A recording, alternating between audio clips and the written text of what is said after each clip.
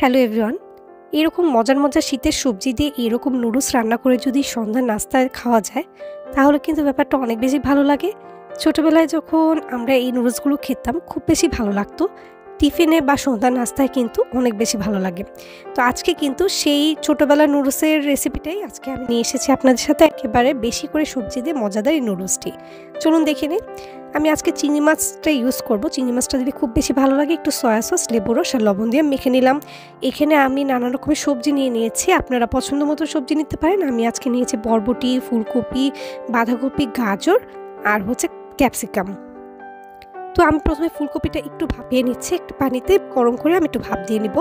আর অন্য একটি পাত্রে আমি এখানে তেল দিয়ে দিলাম পেঁয়াজ কুচি। এখানে 3 টেবিল চামচের মতো তেল এবং 2 টেবিল চামচের মতো পেঁয়াজ রয়েছে। আর এইদিকে কিন্তু আমি এখানে যা যা সবজি নিয়েছি আপনারা আপনাদের পছন্দ মতো সবজিগুলো নিতে পারেন। আর এরপর যে চিংড়ি মাছটা দিয়ে দিলাম, দিয়ে ভালো মতো পেঁয়াজের সাথে ভেজে নিচ্ছি। আপনারা চাইলে এখানে চিকেনটা ইউজ করতে পারেন, তবে আজকে আমি চিকেন দিচ্ছি না।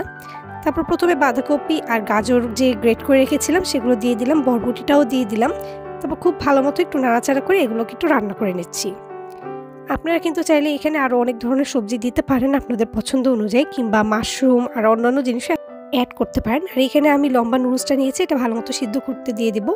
আর এখানে সবজিটাও কিন্তু অনেকটা রান্না হয়ে গেছে। এই পর্যায়ে আমি দিয়ে দিলাম ক্যাপসিকামটা আমি পাতলা পাতলা করে এরকম করে কেটে নিয়েছি। তারপর ভালো মতো একটু রান্না করে নিচ্ছি। এখন যখন একটু হয়ে আসবে, আর ঢেকে দেওয়া যাবে না, তা না হলে কিন্তু কালারটা ভালো আসবে না। এখন আমি দিয়ে দিলাম 1 চা চামচ গোলমরিচ আর কয়েকটা কাঁচামরিচ আর পরিমাণ মতো লবণটা টেস্ট অনুযায়ী দিবেন। আর সয়া সসও দিয়ে দিলাম 1 টেবিল চামচের মতো। আপনারা এখানে চাইলে অন্যান্য সসও ইউজ করতে পারেন, তবে আমি খুব লাইটভাবে আজকে রান্না করেছি। এ পর্যায়ে নুডলসের যে মশলাটা থাকে সেটাও দিয়ে দিলাম। তারপর এখানে মাঝখান থেকে একটা ডিম আমি ভালো মতো এখানে ফেটিয়ে স্ক্রাম্বল করে নিচ্ছি। আর আপনারা চাইলে অন্য একটা আলাদা পাত্রে নিতে পারেন, তবে আমি একসাথে করে নিলাম। এরপর নুডলসটা আর সিদ্ধ করা ফুলকপিটা দিয়ে দিলাম। উপর থেকে আমি আরেকটা মশলা দিয়ে দিলাম, দিয়ে খুব ভালো মতো এটা নাড়াচাড়া করে মিক্স করে নেব। আর এরপর দিয়ে একটু খেয়াল রাখবেন যাতে লবণটা ঠিক থাকে, কারণ এই নুডলসে কিন্তু লবণটা একটু বেশি দিতে হয়। আর সয়া সস যেহেতু দেবেন একটু বুঝে দেবেন যাতে লবণটা একদম পারফেক্ট হয়।